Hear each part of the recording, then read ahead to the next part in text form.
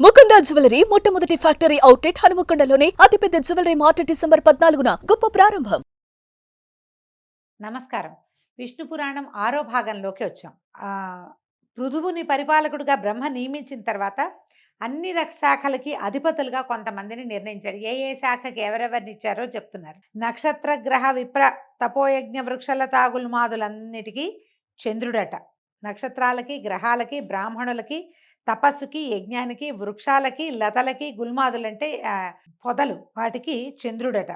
రాజులకి వైశ్రవణుడు, జలమునకు వరుణుడు, ఆదిత్యులకు ఉపేంద్రుడైనటువంటి విష్ణువు, వసువులకు పావకుడు, ప్రజాపతులకు దక్షుడు, మరుద్గణాలకు ఇంద్రుడు, మునులకు కపిలుడు, దైత్యదానవులకు ప్రహ్లాదుడు, పితృగణములకు యముడు, ఏనుగులకు ఐరావతము, పక్షులకు గరుత్మంతుడు, సర్పాలకు వాసుకి, అశ్వములకు ఉచ్చైశ్రవము, గోవులకు వృషభము, మృగాలకు సింహము, వృక్షాలకు ప్లక్షం అంటే జువి చెట్టు, పర్వతాలకు హిమగిరి అధిపతులుగా అయ్యారట. ఇప్పుడు చెప్పిన వీళ్ళందరూ కూడా విష్ణువంశతోటి పుట్టిన వాళ్ళేనట. ఆయన ప్రభావం లేకపోతే ఏదీ లేదు. పాలకుని యందు విష్ణుభావం లీనమై ఉంటుంది. మనం ఇప్పటికీ ఏవైనా కొన్ని కథలు చెప్పేటప్పుడు చెప్తాం, నా విష్ణు పృథివీపతి అని. రాజులు ఎవడైతే పాలకుడుగా ఉంటాడో అతను విష్ణువంశ సంభూతుడుగా అయి ఉంటాడు. ఇప్పుడు పాలకులు లేరు కాబట్టి అధికారులను కూడా అలాగేనని ఒక గ్రూపుకి అధిపతి ఎవడైతే ఉన్నాడో అతని యందు విష్ణువు యొక్క వ్యాపనశీలకత్వం అత్యంత సహజంగా ఉంటుందన్నమాట. కాలము, చరాచరాత్మకమైన జగత్తు, మంత్రతంత్రాలు, యాగాదులు, గురువు, దేవతలు, కర్మజ్ఞానేంద్రియాలు సమస్తము విష్ణు రూపమని తెలుసుకో. అలాగే వేదాలు, ఉపనిషత్తులు, శాస్త్రాలు, ధర్మశాస్త్రాలు, పురాణాలు, అనువాకాలు, కావ్యాలు, సంగీతాది విద్యలు, మూర్తామూర్తాలు ఆ పురుషోత్తముని యొక్క మూర్తి భేదాలని గ్రహించు. వీటన్నిట్లలోనూ అంతర్లీనముగా విష్ణువంశే ఉంటుందట. మైత్రేయ, ఈ పురాణ కథ చదివినా, ఎన్నో వ్రతాలు, కార్తీక స్నానాలు, పుణ్యక్షేత్ర దర్శనము చేసిన పుణ్యఫలం వస్తుంది. చదివినా వినినా కూడా మనకు అద్భుతమైన ఫలితం లభిస్తుంది అని చెప్పగా మైత్రేయుడు ఆనందంతో నమస్కరించి, గురుదేవ ధన్యుడను, ఒక మనవి. ఉత్తానపాదుని అన్వయ కథ చెప్పావు అంటే ఉత్తానపాదుని కుమారుడు ధ్రువుడు అవి కథ చెప్పుకున్నాం కదా. ఆ ప్రియవ్రతునికి అతని కొడుకులకి సంబంధించిన రాజా చరిత్ర కూడా వినాలనుంది, అది చెప్పమంటే అప్పుడు చెప్తున్నారు ఏంటి. స్వయంభువనందనుడైన ప్రియవ్రతుని భార్య కుక్షి, ఆమె కర్దమ ప్రజాపతి యొక్క కుమార్తె. ఆ దంపతులకు 10 మంది కొడుకులట. వీళ్ళెవరెవరు? ఆగ్నేధ్రుడు, మేధాతిథి అని ఆయన ఋషిగా కనపడతాడండి మనకి. వపుష్మంతుడు, జ్యోతిష్మంతుడు, ద్యుతిమంతుడు, హవ్యుడు, సవనుడు, మేధుడు, అగ్నిబాహుడు, పుత్రుడు, వీళ్ళందరూ వీళ్ళ యొక్క సంతానం. అయితే వారిలో మేధుడు, అగ్నిబాహుడు, పుత్రుడు వీళ్ళు ముగ్గురు పూర్వజన్మ స్మృతి కలిగిన వారై విరక్తులై యోగనిరతులై భూమి నుంచి వెళ్ళిపోయారట. మిగిలిన 7 కుమారులలో ఆగ్నేధ్రుడికి జంబూద్వీపము, మేధాతిథికి ప్లక్షద్వీపము, వపుష్మంతునకు శాల్మలి, జ్యోతిష్మంతునకు కుశద్వీపము, ద్యుతిమంతునకు క్రౌంచద్వీపము, హవ్యునకు శాఖద్వీపము, సవనునకు పుష్కర ద్వీపము ఇచ్చి రాజ్యాభిషిక్తుల్ని చేశాడు. వాళ్ళు ఇంద్రమిత్రులై సప్తద్వీపాలను ఎదురులేని పరాక్రమంతో ధర్మ మార్గాన పరిపాలించారు. సప్తద్వీపా వసుంధర అని చెప్తారు. భూమి ఈ 7 ద్వీపాలుగా ఉంది. ఈ మనం చెప్పుకున్నటువంటి ద్వీపాలన్నీ కూడా అవేనమాట, దానికి సంబంధించినవి. జంబూద్వీపాధిపతి అయిన ఆగ్నేధ్రుడికి 9 మంది కుమారులు. మనం జంబూద్వీపంలో ఉన్నాం. భరతవర్ష భరతఖండే మేరో దక్షిణ దిగ్భాగే అని చెప్పుకుంటాం సంకల్పంలో కదా. జంబూద్వీపం మనం ఉన్నది. దీనికి నాభి, కింపురుషుడు, హరివర్షుడు, ఇలావృతుడు, రమ్యుడు, హిరణ్వంతుడు, కురుడు, భద్రాశ్వుడు, కేతుమాలుడు అని ఇంతమంది కుమారులు ఉన్నారట. 9 మంది. ఆ తండ్రి జంబూద్వీపాన్ని 9 భాగాలుగా చేసి ఇప్పుడు ఈయనేం చేశాడు,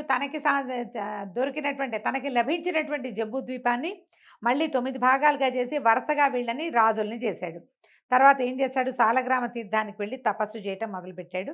ఆ కొడుకులు పాలించేటువంటి నవఖండాలు, 9 ముక్కల భూభాగాలు వారి పేర్లతోటే వర్ష సంజ్ఞలు కలిగినవి అయ్యాయి. దాంట్లో ఏమిటి, నాభి హిమగిరికి దక్షిణ భాగంగా ఉన్న భూమికి అధిపతి అయ్యాడు. అతని కొడుకు వృషభుడు. అతనికి 100 కొడుకులు, వాళ్లలో పెద్దవాడు భరతుడు. ఆ భరతుడు భూపతి అయి శత్రుభంజనుడు, ప్రజానురంజనుడై భూమిని పరిపాలించి ఇంద్రునకు పరమ ప్రేమాస్పదుడై యజ్ఞాలు సురనర ప్రీతిగా చేసి పూర్వుల కీర్తికి మిన్నగా కీర్తినార్జించాడు. వాని పేరుతోటి నాభివర్షం భరతఖండంగా ప్రసిద్ధమైంది. వాని తండ్రి భూభారమంతా కొడుకు మీద ఉంచి తపశ్చర్య కోసం పులహాశ్రమానికి వెళ్ళిపోయాడు. చిరకాలము రాజ్యాన్ని పాలించి కొడుకైనటువంటి సుమతిని అతని పట్టాభిషిక్తుని చేసి సాలగ్రామ క్షేత్రానికి వెళ్ళాడు. పతిని ఆరాధించి తనుత్యాగం చేసి లక్ష్మీపతిని ఆరాధించి తనుత్యాగం చేసి మలి జన్మలో బ్రాహ్మణుడుగా పుట్టాడట. భరతనందనుడైన సుమతికి కలిగిన సుతుడు ఇంద్రద్యుమ్నుడు. అలాగా భరత వంశం విస్తరించిందట. ఈ ఇంద్రద్యుమ్నుడి కథ మనం నాడీజంగుడు కథ ఆ కథల్లో చెప్పుకుంటాం. ఇంద్రద్యుమ్నుడు ఎన్నో యజ్ఞాలు యాగాలు చేశాడని, అతను అపారమైన కీర్తిని ఆర్జించాడని చెప్పుకుంటాము. ఈ పరాశరుడు చెప్తే ఇప్పుడు ఇక భూమండల వైశాల్యము, సప్తద్వీప చరిత్ర, నదీసాగర పర్వత విస్తార విషయము, సురాసుర గంధర్వ నగర వృత్తాంతము తెలుసుకోవాలని ఉంది. అవన్నీ చెప్పమని అడిగితే ఇప్పుడు ఈ గురువుగారైన పరాశరుడు శిష్యుడైన మైత్రేయుడికి ఇలా చెప్తున్నాడు. సమగ్రంగా చెప్పడం చాలా సమయం పడుతుంది ఆయన, సంగ్రహంగా చెప్తాను, మొత్తం చెప్పను, కొంచెం బ్రీఫ్గా చెప్తానన్నారు. ఏమట, సప్తద్వీపాలకి 7 ద్వీపాలకు చుట్టూ లవణ, ఇక్షు, సుర, సర్పి, దధి, క్షీర జల సముద్రాలు ఉన్నాయి. అవి ఒకదానికంటే ఒకటి 2 ఇంతలు విస్తీర్ణాలు. ఈ ద్వీపాలకు నడుమ ఉన్నదే జంబూద్వీపం.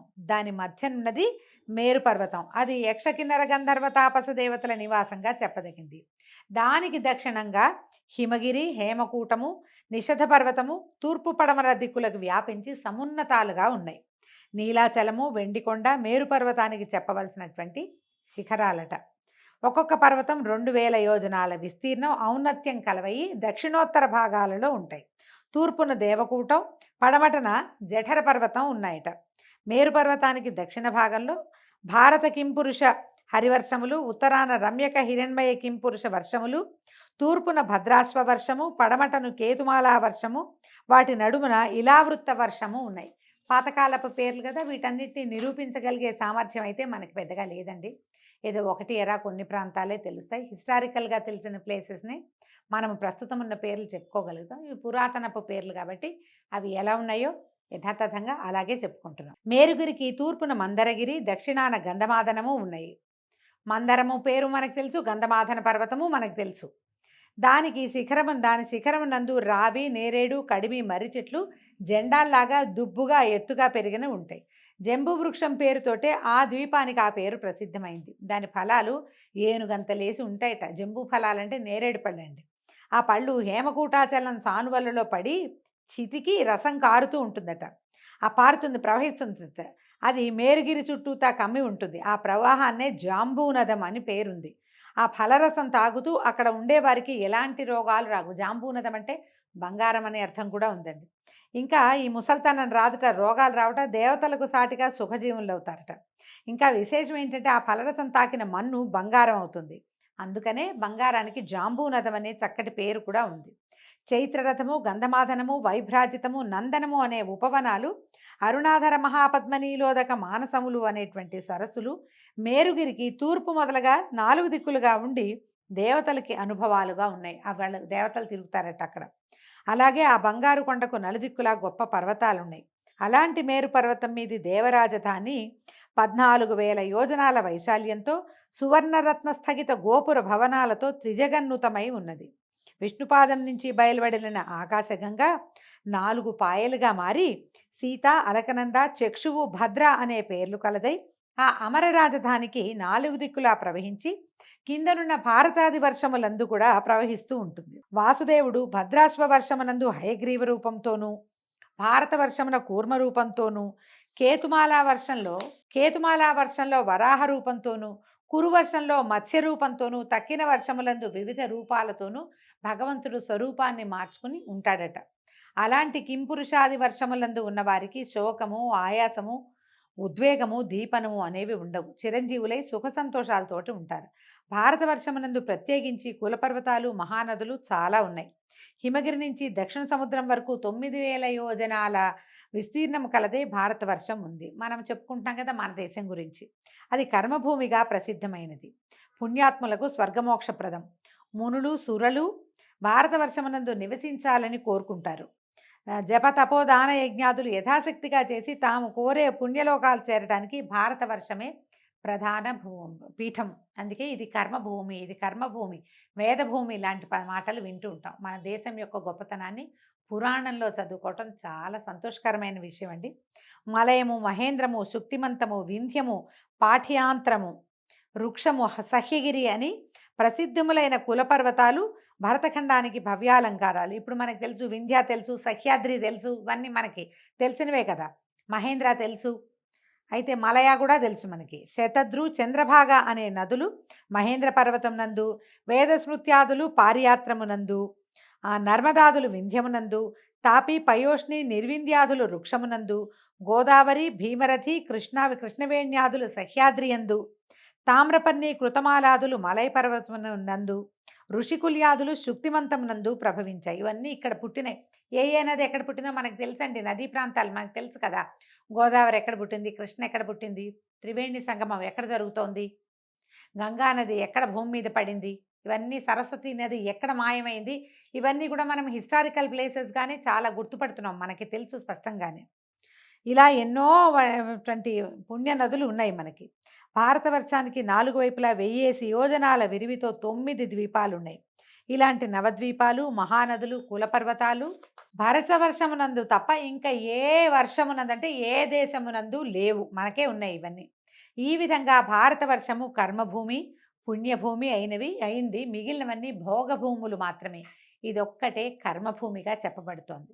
జంబూద్వీపం 1,00,000 యోజనాల పరిణామం కలది. దానికి చుట్టూ ఉండేది లవణ సముద్రం, ఉప్పు సముద్రమే మనకు తెలిసిందే. ఈ లవణ సముద్రానికి ఆవల ఉన్నది ప్లక్షద్వీపం. అది 2,00,000 యోజనాల పరిణామం కలది. ఆ ద్వీపానికి ప్రభువు మేధాతిథి. అతనికి 7 కుమారులు. భుజబలానికి, రూపరేఖ వైభవానికి వాళ్ళే సాటెట. తండ్రి ఆ ద్వీపాన్ని 7 భాగాలుగా విభజించి వాళ్ళని ప్రభువుల్ని చేశాడు. అయితే ఆ భాగాలకి వాళ్ళ పేర్లే వచ్చాయట. ఇవేమిటట? శాంత, హయ, శిశిర, సుఖోదయ, నంద, శివ, క్షేమక, ధ్రువ వర్షాలని వాటికి పేరు. ఈ వర్షాలలో అంటే ఈ దేశాలలో ఉన్నటువంటి నరులు, సురలు కలిసి సోదరులాగా జీవించేవాళ్ళు.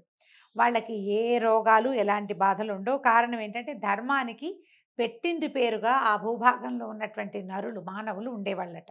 ఈ ప్లక్షం అంటే జువి చెట్టు, ఆ ద్వీపానికి పేరు తెచ్చింది. జువి చెట్లు ఎక్కువ ఉంటాయన్నమాట. విష్ణువు చంద్రరూపుడై ఆ ద్వీపంలో భాసిస్తూ ఉంటాడు. ప్లక్షద్వీపానికి ఆవల ఉన్నది ఇక్షు సముద్రం. ఇక్షు అంటే మన చెరుకు రసం అండి.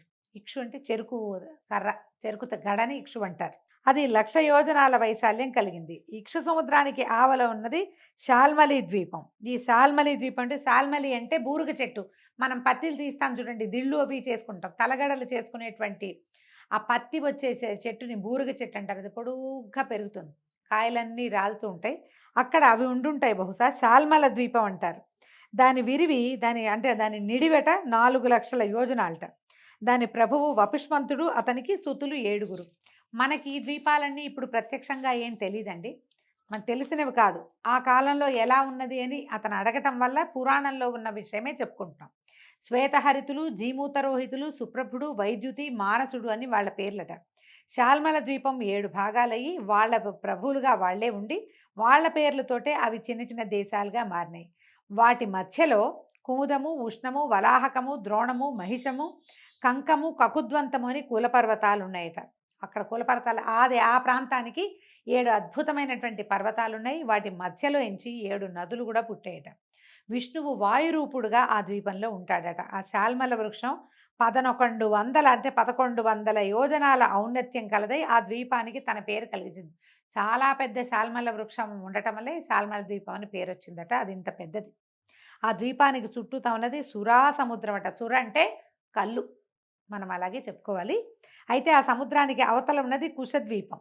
ఆ ద్వీపాన్ని జ్యోతిష్మంతుడు తన కొడుకులు 7 విభజించిస్తే దానికి కూడా వాళ్ళ పేర్లు వచ్చినాయట. ఆ భాగాలలో మందరము మొదలైనటువంటి పర్వతాలు ఉన్నాయి. ఆ పర్వతాల నుంచి శివ, విధూతపాప, పవిత్ర, సుమతి, పాపహర, హైమవతి, విద్యుదంభ అనేటువంటి 7 నదులు పుట్టాయి. దైత్యదానవులు, దేవగణాలు, ఆ వర్షమునందున్న నరులు కలిసిమెలిసి జీవిస్తారు. మహావిష్ణువు బ్రహ్మరూపుడై ఆ ద్వీపంలో ఉంటాడట. ఆ ద్వీపంలో ఆకాశమును తాకుతూ కుశస్తంభం ఉండటం వల్లే దానికి కుశద్వీపం అని పేరొచ్చిందట. ఈ కుశద్వీపానికి అవతల ఉన్నది క్రౌంచ ద్వీపం. దాని చుట్టూతా ఉన్నది ఘృత సముద్రం అట. క్రౌంచ ద్వీపానికి చుట్టూతా ఘృత సముద్రం అంటే నేయు యొక్క సముద్రం ఉందిట. ద్యుతిమంతుడికి 7 కుమారులు ఉన్నారట. వాళ్ళకి ఆ ద్వీపాన్ని విభజించిస్తే అవి కూడా వాళ్ళ పేర్లతోటే ప్రసిద్ధి పొందాయి. వీటి ఆ క్రౌంచ ద్వీపానికి పొలిమేరలో 7 కొండలు ఉన్నాయట. క్రౌంచము, వామనము మొదలైన పేర్లు కలిగినవి. ఆ కొండల నుంచి ఖ్యాతి, కుముద్వతి మొదలైనటువంటి 7 నదులు వెలువడ్డాయట. విష్ణువు ఆ ద్వీపంలో రుద్రరూపుడుగా ఉంటారు. దాని తర్వాతదే శాఖ ద్వీపం. దాని చుట్టూతా ఉన్నది దధి సముద్రం. దధి అంటే పెరుగండి, పెరుగు సముద్రం ఉందట. ఆ ద్వీపాధిపతి హవ్యుడు తన ద్వీపమును కొడుకులు 7గురికి విభజించి ప్రభువుల్ని చేశాడు. వాళ్ళ పేర్లతోటి ఈ భాగాలు వచ్చినాయి. ఒక్కొక్క భాగంలో ఒక్కొక్క కులపర్వతము, ఒక్కొక్క నది ఉన్నాయట.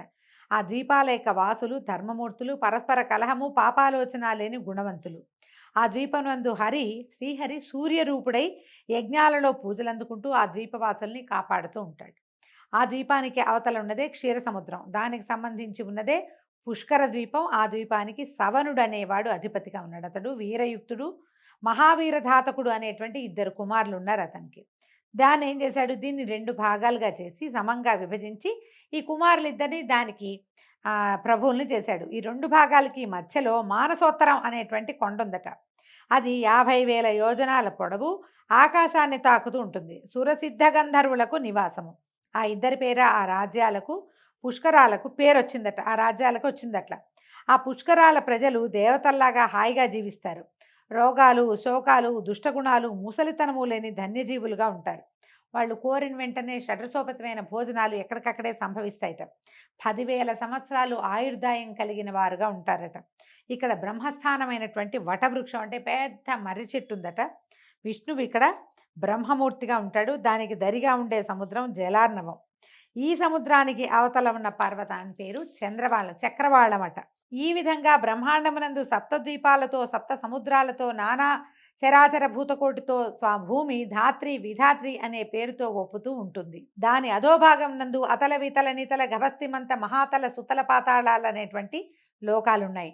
అవి శుక్ల, కృష్ణ, అరుణ, పీత, శర్కర, శైల, కాంచన వర్ణాలు కలిగినటువంటి భూములు కలవై దైత్యదానవ సర్పనివాసాలుగా ఉన్నాయి. పాతాళ లోకాల పేర్లు చెప్తున్నారండి. అయితే ఒకప్పుడు నారదమునీంద్రుడు ఆ లోకాలను చూసొచ్చి నాకు చెప్పాడు ఆ వివరము. అవేంటంటే భాగ్యరేఖకి ఆ లోకాలతో పై లోకాలు సాటి కావు. ఏంటంటే విశేషం ఏంటంటే సూర్యుడు ఆ లోకాలలో మితిమీరిన వేడిగా వెలగడట. చంద్రుడు అతి తెల్లని వెన్నెల విరియడు. ఆశ్చర్యం కదా. ఆ కింద లోకాలకి ఏంటంటే అన్ని సమశీతంగా ఉంటుంది. ఓసారి ఎండ, ఓసారి చల్ల, అలా ఉండదట. ఆ లోకాల రాజధానులన్నీ కూడా శోభాభ సమానములయ్యి మేడలతోటి ఉంటాయి. అందున్న వారంతా అమూల్యములైన చీనాంబరాలతోటి, మణికాంచన భూషణాలతోటి భాసిస్తూ ఉంటారు. అద్భుతంగా ఉంటారట వాళ్ళంతా.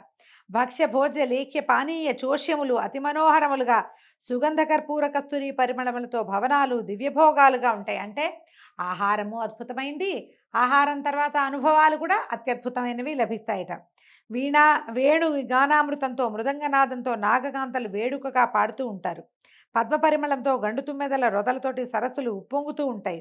అరపండిన ఫలవృక్షాలతోటి ఆ నాగకాంతల విహారారామాలు నిత్యనూతన వికాసంతో ఒప్పారుతూ ఉంటాయి. ఇవన్నీ మనకు ఎలా లభిస్తాయండి? ఓన్లీ కథల్లో మాత్రమే లభిస్తాయి. పాతాళలోకం అత్యద్భుత లోకంగా ఒప్పారుతూ ఉంటుందని నారదుడు ఒకప్పుడు ఎప్పుడో పరాశరుడికి తెలియజేశారట. అయితే ఇక్కడ ఒక చిత్రమైన విషయం చెప్తున్నారండి. అలాంటి పాతాళానికి కింద అపర పురుషోత్తముడు అనంతుడు సమధికైశ్వర్యంతో విరాజిల్లుతూ ఉంటాడు. దైత్యదానవులు, దేవతలు, మునులు, సిద్ధసాధ్యులు ఆ అనంతుని ఉపాసిస్తూ ఉంటారు. ఆ అనంతదేవుని మహిమలను ఏ మహానుభావుడునూ వర్ణించలేడు.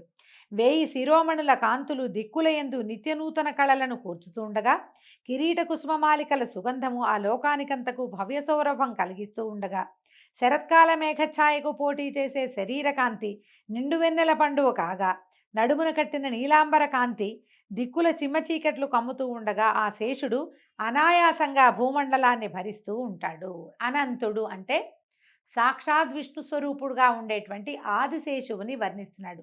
నీలాంబరధారిగా ఉంటాడు. ఆయన యొక్క 1000 శిరస్సుల యొక్క మణులు ప్రకాశిస్తూ ఉంటాయట. ఆయన ఉండటం వల్లే ముందే మనం చెప్పుకున్నాం కదా. ముందు పురాణ గాథలో ఏం చెప్పాము? విష్ణుమూర్తి అనంతుణ్ణి అంటే తన సర్పం, తన శయ్యగా ఉండేటువంటి ఆదిశేషువుని భూమికి కాపలాగా కింద ఎత్తిపట్టి ఉంచేందుకు పాతాళంలో ఉంచాడు.